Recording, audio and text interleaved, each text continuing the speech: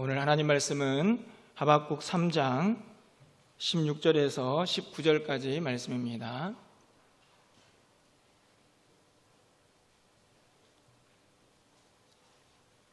구약성경 1304쪽에 있습니다. 하박국 3장 16절에서 19절까지 말씀을 한 절씩 교독하고 마지막 절은 함께 읽겠습니다. 내가 들었으므로 내 창자가 흔들렸고 그 목소리를 말미암아 내 입술이 떨렸도다. 무리가 우리를 치러 올라오는 환난 날을 내가 기다림으로 썩이는 것이 내 뼈에 들어왔으며 내 몸은 내 처소에서 떨리는도다. 비록 무화과 나무가 무성하지 못하며 포도나무에 열매가 없으며 감람나무에 소출이 없으며 밭에 먹을 것이 없으며 우리의 양이 없으며 외양간에 소가 없을지라도 나는 여호와로 말미암아 즐거워하며 나의 구원의 하나님으로 말미암아 기뻐하리로다. 주 하나님은 나의 힘이시니라. 나의 발을 사슴과 같게 하사 나를 나의 높은 곳으로 다니게 하시리로다. 이 노래는 주의 아는 사람을 위하여 내 수금에 맞춘 것이니라. 아멘. 할렐루야. 오늘도 맥주감사절로 함께 예배하는 우리 모든 성도님들을 축복하고 또 환영합니다. 지나온 상반기 또 하나님 앞에 감사를 하고 또 앞으로의 하반기를 또 기대하면서 7월 첫째 주일을 맥주감사절로 지키게 됩니다. 절기를 지키면서 우리의 환경들을 좀 보아하니 이런 마음이 좀 문득 들었습니다. 코로나19도 그렇고 여러 가지 상황들이 참 어려운 가운데에서 참 진정한 감사를 하기가 어려운 시대를 살고 있구나 하는 생각을 가져보았습니다. 환경적인 요소들도 있지만 그것들 때문에 우리의 마음이 닫혀지기도 하고 우리의 마음이 연약해지고 또 답답한 마음을 금할 수 없는 그런 환경 속에서 또 그런 시대를 우리 모두가 살아가고 있기 때문입니다. 하지만 우리가 늘 말씀하고 또 우리가 기억하고 있듯이 진정한 감사는 환경을 뛰어넘고 그 환경 너머에 있는 하나님을 보는 것이라 생각합니다.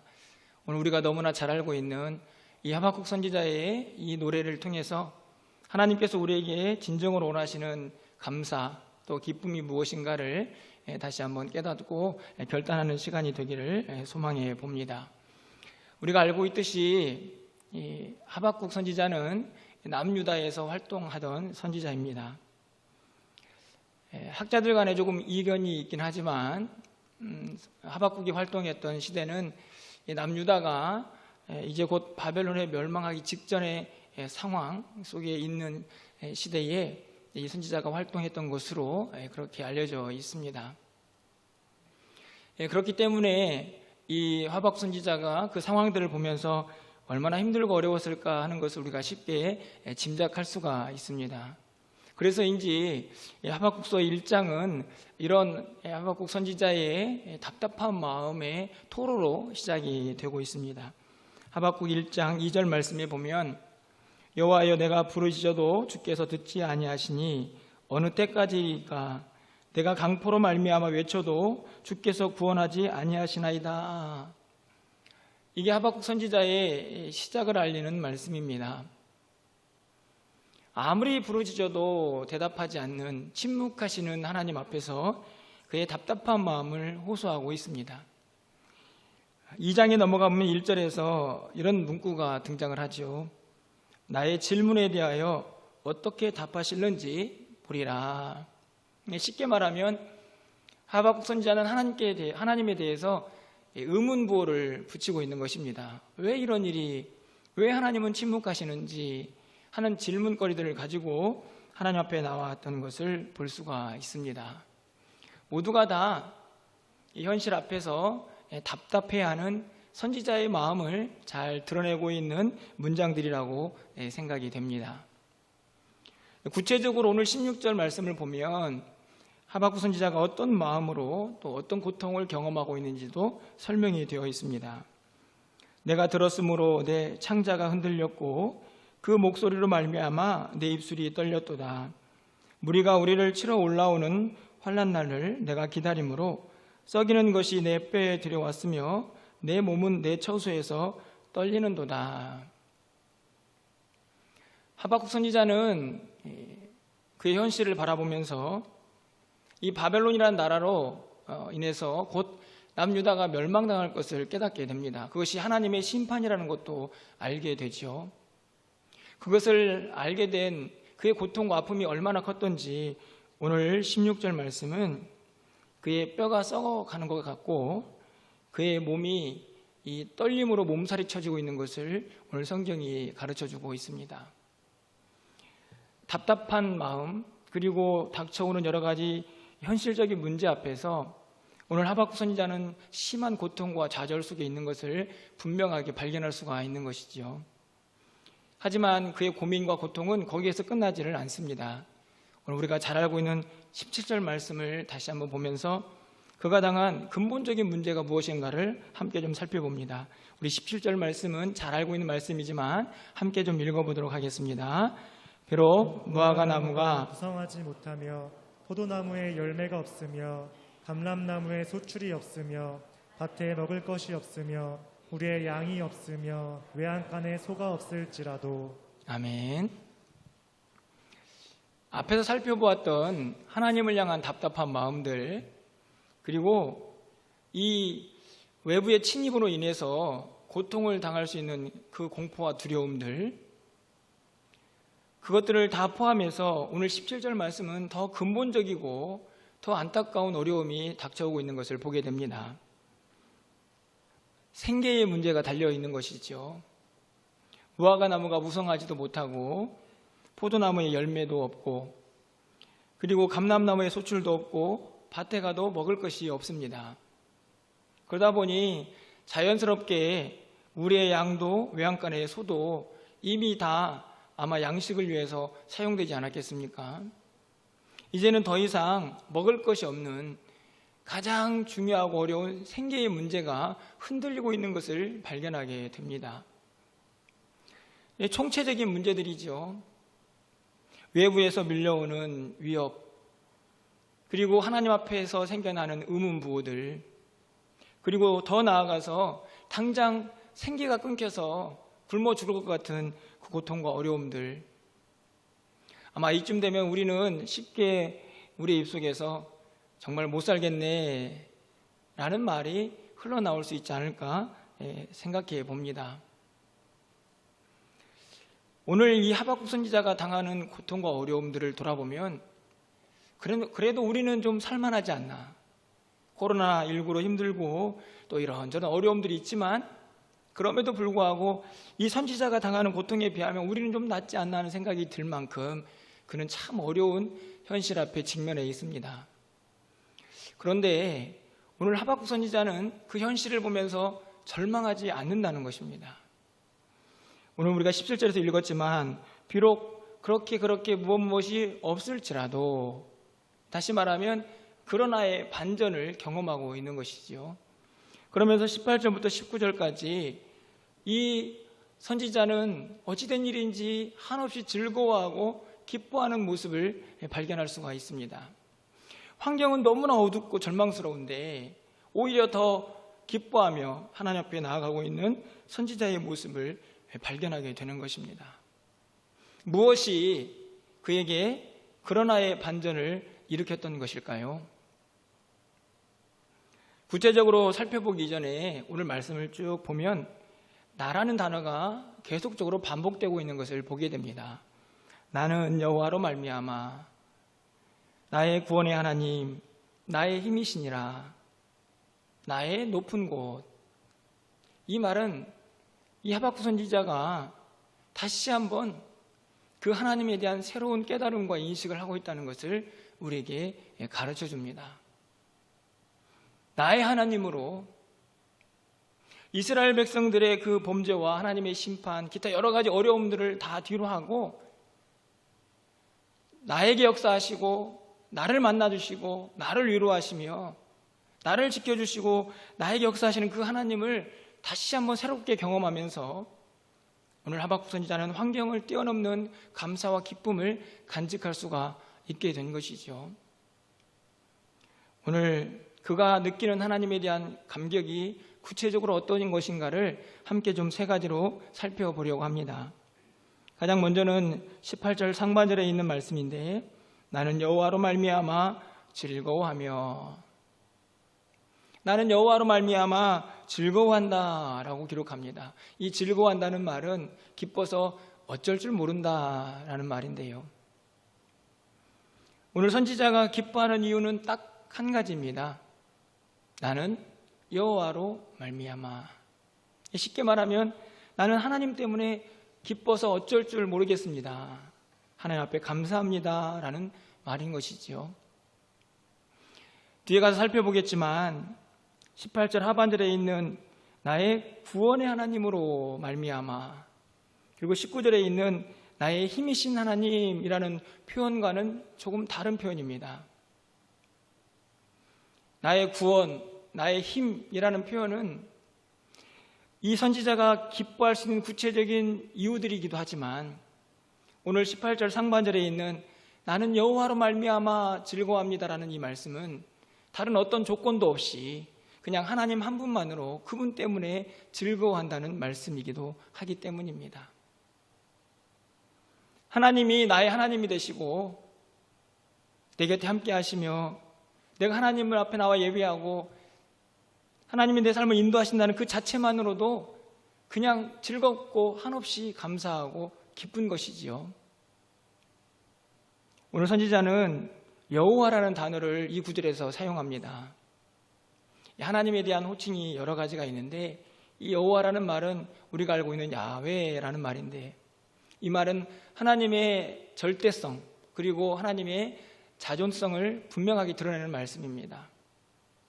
더 궁극적으로는 이 여호와라는 단어를 아무나 사용하는 것이 아니고 하나님과의 특별한 언약 관계에 있는 백성들만 사용하는 단어라는 것이지요.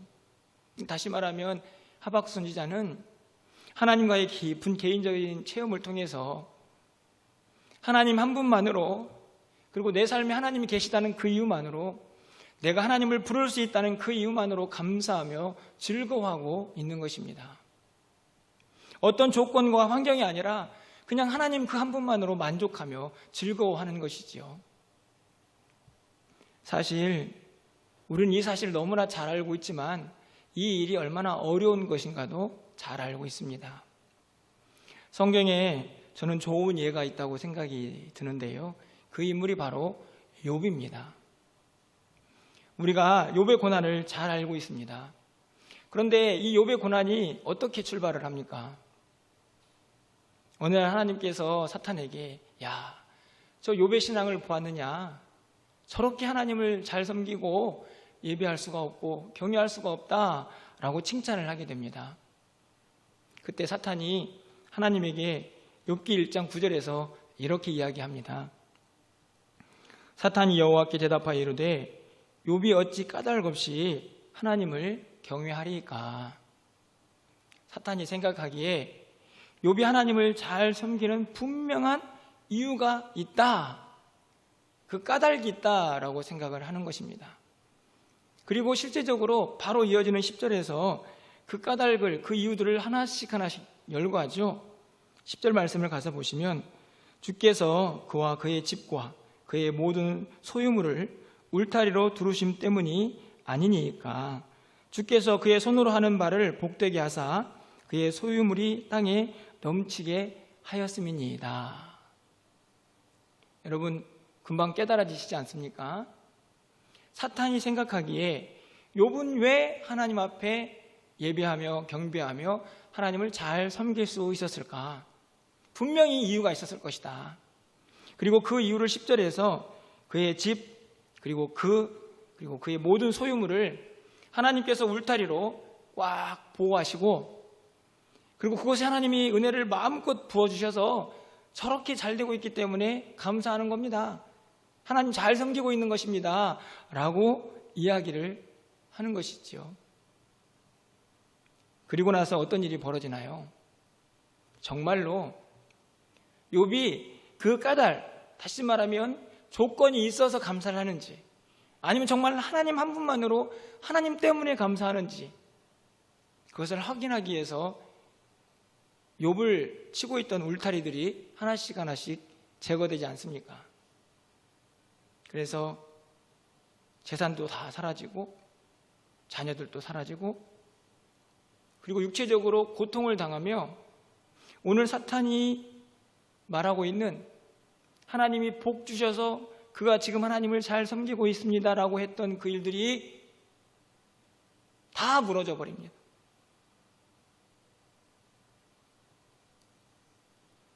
이렇게 다 거둬간 이후에 욥은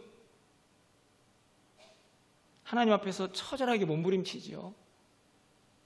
그리고 결국에 가서 42장입니까? 끝장에 가서 그가 대면한 하나님 앞에서 그는 나는 죄인입니다라고 하는 자신의 모습을 발견하고 하나님 앞에서 다시 새롭게 거듭나는 것을 발견하게 됩니다. 여러분, 어찌 보면요, 욥의 이야기가 사실 우리들의 이야기일 수 있다 생각이 듭니다. 우리는 보통 이 사탄이 지금 우리를 너무나 잘 알고 있듯이 우리가 하나님 앞에서 뭔가 좀 일이 잘 되고 좀 건강하고 복을 받고 우리 자녀들이 조금 형통하고 야, 하나님 복 주셨구나 라고 생각될 때는 감사하며 기쁨을 누리지만 그 모든 것들이 하나씩 하나씩 사라져가면서 우리의 환경이 힘들어질 때 정말 감사할 수 있느냐, 정말 그때에도 하나님을 예배하며 경외할 수 있느냐라고 사실 우리에게 묻는 것입니다.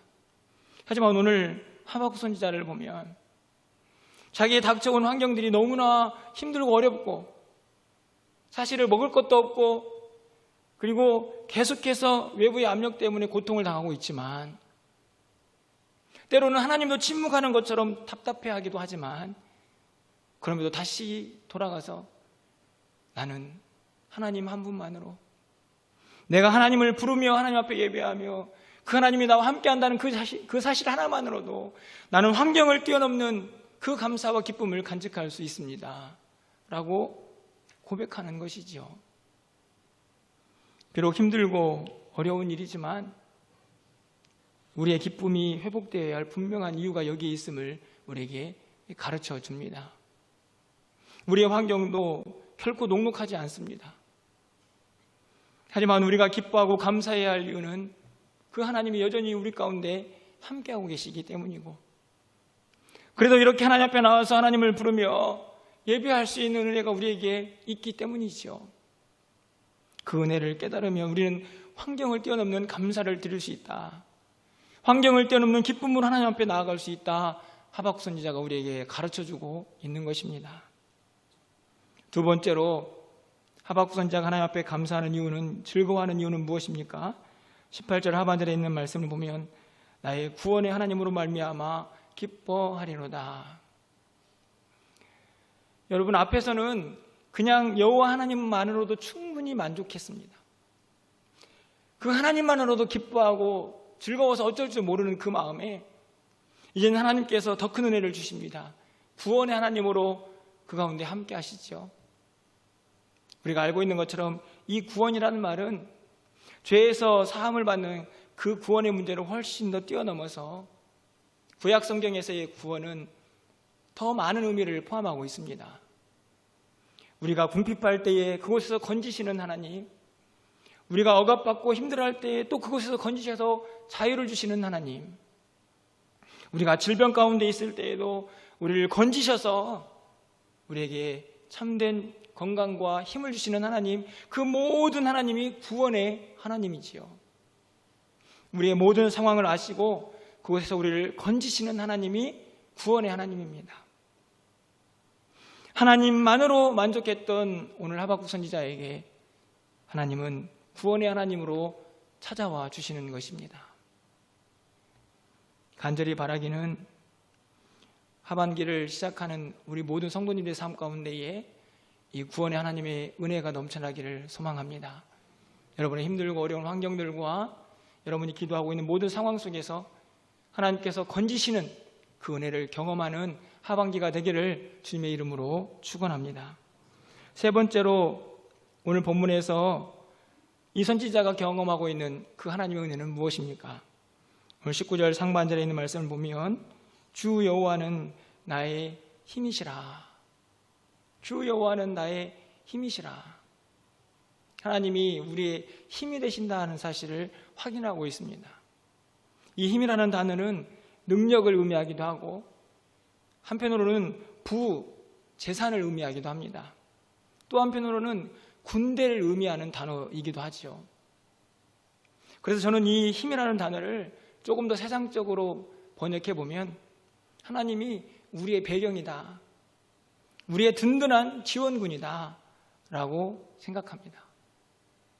하나님께서 우리의 힘이 되셔서 우리의 모든 삶을 그렇게 인도하시고 우리가 부족하고 연약하게 넘어질 때마다 우리를 지키시고 인도하시는 하나님으로 함께 하실 것을 분명하게 깨달은 것이지요. 그러니 어떻게 감사하지 않을 수 있겠습니까? 그러니 어떻게 하나님 앞에 기뻐하지 않을 수가 있겠습니까? 시편 18편 1절에서도 시인은 이렇게 고백합니다. 나의 힘이신 여호와여, 내가 주를 사랑하나이다. 나의 힘이 되신 여호와를 깨달을 때마다 그 하나님을 사랑하지 않을 수가 없습니다. 그 하나님 앞에 감사하지 않을 수가 없고 그 하나님 앞에 기쁨을 표현하지 않을 수가 없는 것이지요. 그래서 바로 이어지는 시편 18편 2절에서 이렇게 기록하고 있습니다. 여러분 이 구절은 좀 함께 화면을 통해서 읽어보도록 하겠습니다. 시편 18편 2절 말씀입니다. 여호와는 나의 반석이시요 나의 요새시요 나를 건지시는 이시요 나의 하나님이시요 내가 그 안에 피할 나의 바위시요 나의 방패시요 나의 구원의 뿌리시요 나의 산성이시로다. 아멘. 하나님이 우리의 배경이 되고 든든한 지원군이 되기 때문에 가능한 고백들이 아닙니까? 나의 반석, 나의 산성, 나의 요새, 나의 방패. 그 하나님을 깨닫고 그 하나님 앞에 감사하며 영광을 돌리고 있는 것입니다. 그 하나님, 힘이 되신 하나님께서 궁극적으로 오늘 이 하박국 선지자를 어디로 인도하고 있습니까? 19절 중반에 이렇게 기록합니다. 나의 발을 사슴과 같게 하사 나를 나의 높은 곳으로 다니게 하시리로다. 나의 높은 곳으로 다니게 하실 것을 오늘 선지자가 고백하고 있습니다. 여러분 여기에서 높은 곳은 어떤 곳일까요? 물론 궁극적으로 하나님께서 힘을 주셨기 때문에 그 힘으로 어떤 높은 것도 거뜬히 올라갈 수 있는 그런 힘, 능력 그리고 활동력을 상징하는 그런 문장일 수도 있을 것입니다. 하지만 더 궁극적으로는 이 높은 곳은 성도의 최종적인 승리의 장소이기도 하고 그리고 하나님의 은혜의 장소이기도 합니다. 뒤에 있는 다니게 하다라는 말씀은 단순하게 걷다라는 의미가 아니고 질밟다, 행진하다라는 의미가 포함되어 있습니다. 무엇인가를 이겨내서 그 위를 뛰어넘어서 높은 곳에 이르러 있는 상태를 의미하는 것이죠. 그렇기 때문에 신명기 32장 13절에서 이렇게 기록합니다. 모세가 이스라엘 백성들을 향하여 축복하는 내용이죠. 여호와께서 그가 땅의 높은 곳을 타고 다니게 하시며 이스라엘 백성들이 땅의 높은 곳을 타고 다니게 하실 것이라고 약속하고 있습니다. 뿐만 아니라 신명기 33장 29절 말씀은 어떻게 기록하고 있습니까? 이스라엘이여 너는 행복한 사람이로다. 여호와의 구원을 너같이 얻은 백성이 누구냐? 그는 너를 돕는 방패시요 내 영광의 칼이시로다. 여기까지는 사실 우리가 지금 설교하고 있는 내용의 전부를 잘 정리하고 있습니다. 그리고 그 뒤에를 뭐라고 기록하고 있습니까? 내 대적이 내게 복종하리니 내가 그들의 높은 곳을 밟으리로다. 오늘 본문의 말씀이 아닙니까? 대적들을 다 짓밟고 복종시켜서 최종적인 승리의 자리, 그곳이 바로 오늘 나의 높은 곳이라고 설명하고 있는 그곳이라는 사실입니다. 오늘 이 하박국 선지자가 말하고 있는 나의 높은 곳은 물리적인 위치를 의미하는 것이 아닙니다. 어찌 보면 우리 성도들이 있어야 할 자리이죠. 승리의 자리이기도 하고, 그리고 우리가 거룩하게 하나님을 섬겨야 하는 그 자리가 바로 나의 높은 곳이 되어야 한다는 말씀입니다. 우리가 이 땅을 살고 있지만 이 높은 곳에 거하지 않고는 우리는 절대로 하나님이 원하시는 삶을 살 수가 없습니다. 우리의 시선이 우리를 힘들게 하고 우리 가운데 고통을 일으키는 이 세상에만 초점을 맞춰 살아서는 절대로 하나님을 향한 진실된 감사와 영광을 돌릴 수가 없다는 말씀이죠. 그래서 오늘 하박국 선지자는 힘이 되신 여호와 하나님이 자신을 나의 높은 곳으로 인도하실 것을 기대하며 또 그것을 찬양하고 있습니다. 여러분의 영적 위치는 어떤 곳에 있습니까? 만약에 우리의 몸이 거하고 있는 이 세상에만 우리의 눈이, 우리의 초점이 맞춰져 있다고 하면 우리는 이 환경을 뛰어넘는 감사를 절대로 할 수 없을 것입니다. 하지만 오늘 하나님과 함께, 우리에게 힘이 되시는 그 하나님과 함께 나의 높은 곳으로 올라가셔야 합니다. 그곳에서 이 세상에 있는 모든 절망과 어려움들을 이겨내시고 그것을 복종시키며 승리의 찬가를 불러야 하고 하나님의 거룩한 백성으로 그곳에서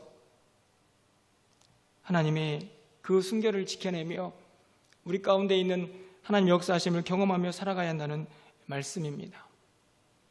그리고 그곳에서 내려오지 않아야 합니다. 그곳에서 내려오는 순간 우리는 또 좌절과 절망 속에서 이 세상을 보며 원망하고 불평할 것이기 때문이죠. 여러분, 오늘 이 하박국 선지자가 고백하고 있듯이 우리의 힘 되신 하나님과 함께 우리가 있어야 할 그 높은 곳에 올라가 하나님을 마음껏 높여드리며 그 하나님으로 인하여 마음껏 기뻐하며 이 세상을 승리하며 살아갈 수 있는 저와 여러분 되시기를 주님의 이름으로 축원합니다. 말씀을 맺으려고 합니다. 최근에 코로나19 바이러스로 인해서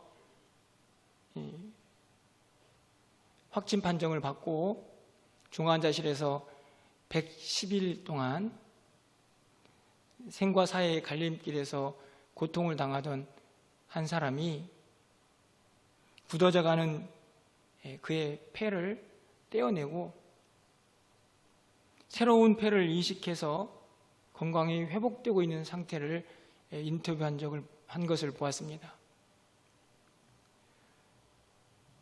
그 사람이 회복되면서 이제는 기계의 도움 없이 호흡을 하며 이런 이야기를 했습니다. 내가 지금 내 힘으로 들숨, 날숨을 쉬며 이렇게 호흡할 수 있는 그 자체가 너무나 소중합니다. 지금 여러분이 마스크를 쓰고 있지만 그냥 우리가 힘 안 들이고 하고 있는 이 호흡 자체가 그 한 사람에게는 너무나 행복하고 즐겁고 큰 그 안에서의 기쁨이 되었던 것이지요. 그런데 한편으로 저에겐 또 이런 생각이 들었습니다. 저분도 지금은 저렇게 행복해하지만 건강한 모습으로 회복되어서 세상에 나아가 또 일상과 직면하고 어려운 현실과 맞닥뜨리면 저 기쁨과 감사를 계속 유지할 수 있을까? 하지만 분명한 것은요, 그 사람이 지금 경험하고 있는 그 기쁨과 감격을 그냥 호흡하는 그 자체만으로도 행복해하는 지금 이 순간을 그가 변함없이 그의 남은 인생 속에서 계속 유지할 수만 있다면 그의 인생은 정말 행복한 인생이 될 것입니다. 그런데 여러분, 우리도 마찬가지 아닙니까? 우리가 주님을 만나서 그 주님만으로 행복해하고 즐거워했던 그 시간들이 점점 딱딱해지는 폐처럼 굳어져 버리고, 그래서는 이제 주님이 무엇인가 해 주셔야만, 그래서 무슨 조건이 붙어야만 하나님 앞에 감사할 수 있는, 그래야만 기뻐할 수 있는 사람이 되어가고 있지는 않은지, 그러다 보니 자연스럽게 우리 환경이 조금만 힘들고 어려워져도 감사를 잃어버리는 것입니다. 우리 안에 있는 기쁨들이 사라져가는 것이지요. 간절히 바라고 소망하는 것은 우리의 하반기는 좀 달랐으면 좋겠습니다. 우리 안에 주신 그 하나님 한 분만으로 기뻐했던 그 믿음이 다시 회복되고, 그분 때문에 기뻐하며 감사할 수 있는 우리의 믿음이 다시 회복될 수 있는 하반기가 되기를 소망합니다. 그 하나님으로 기뻐할 때에 하나님께서는 우리의 여러 가지 문제들도 건지시며 구원해 주실 것이고, 또 그 하나님으로 기뻐할 때에 우리에게 힘이 되어 주시지 않겠습니까? 그래서 결국은 우리를 나의 높은 곳으로 인도하셔서 그곳에서 이 세상을 바라보며 승리의 찬가를 부르며 하나님의 거룩한 백성으로 구별되어 살아갈 수 있는 믿음의 사람으로 우리를 사용하실 줄 믿습니다. 이 은혜가 차고 넘쳐나는 우리의 하반기, 우리의 6개월이 되기를 주님의 이름으로 간절히 축원합니다. 아멘.